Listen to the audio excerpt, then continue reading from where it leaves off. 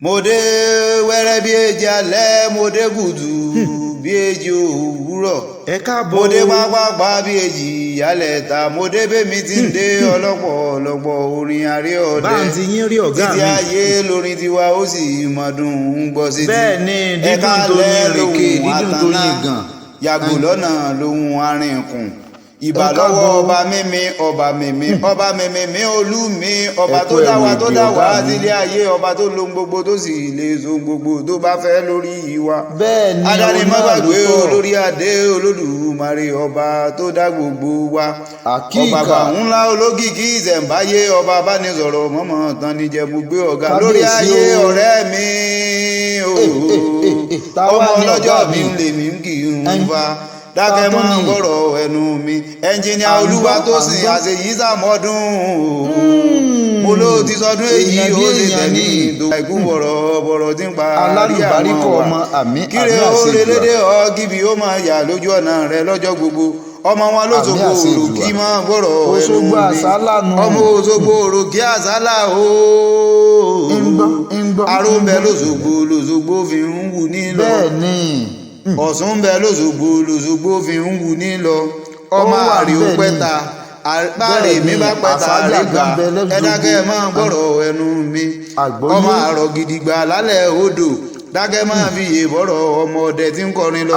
èsúrú ni wọ́n ń jẹ̀sùn lóṣogbo àkàrà gbùdùgbẹ̀ ni wọ́n ń jẹ̀sùn níjẹ̀ṣà èsúrú bàbà ebi ní à ń jẹ̀sùn lóró kí tí ń bá wálé dákẹ́ máa gbọ́rọ̀ ẹnu mi lágbó olódùmarè ò ní kánjú kú ikú tó yáwó ò ní pa ọmọ sàmísàṣẹ ọmọ bàmí àkànbí mọ́ ọmọ ìlú àdá lóṣogbo òròkì mo ló ti sọdún èyí ó ṣe tẹ̀mí ìdòwò tọmọ ta ikú bọ̀rọ̀ tí ń parí àwọn wà ẹnjìníà olúwa tó sì ń dáadáa ọmọ jọ̀ọ́nù mọ́ bí bọ̀rọ̀ ọmọ ọdẹ tí ń kọrin lọ mo ní mo ti kí ọ lọ́dún èyí náà o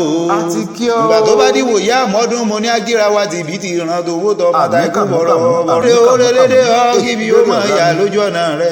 ajídèwé sánidẹ́kù ẹ̀ lírí o àgbóràkọ̀ ṣe bó ń sáni ti gbin báyé olóko bá pẹ́ nínú gbó àmọ́ dàbí ewé ni kíre ó relédè dákun mọ́ fìwé lọ orin àrí ọdẹ pétí rẹ bá wá ń já ni ó mọ̀ sí pèlé mi àròyé ló ń jẹ́ ọgbọ́ ọjọ́ bíi ó ní happy birthday to you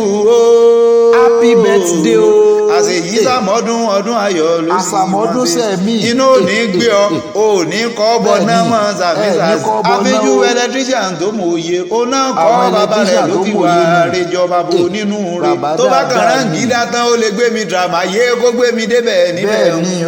dákẹ́ mọ́ gbọ́rọ̀ rẹ̀ mo ló ti sọdún èyí ó ṣe tẹ̀mí ìdòwò tọmọ ta ikú bọ̀rọ̀ tí parí àwọn wà I wish you long life and prosperity ní ti yẹ àṣeyí sàmọ́dún mo pé happy birthday to you